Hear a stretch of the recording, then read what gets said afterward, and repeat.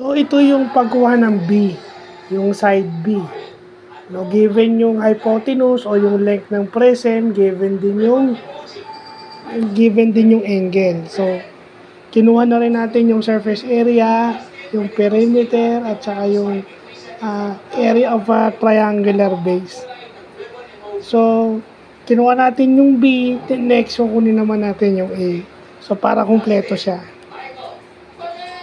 So, at least dito, natututo ako na mag-analyze ng problem kasi mahina yung aking spatial So, magbe-base lang ako dun sa nababasa ko sa binibigay ng problem.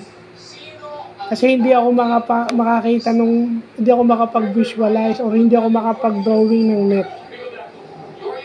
Okay, hindi ako makapag-visualize through drawing. So, kung ano na lang yung ibibigay ng problem, yun na lang ako.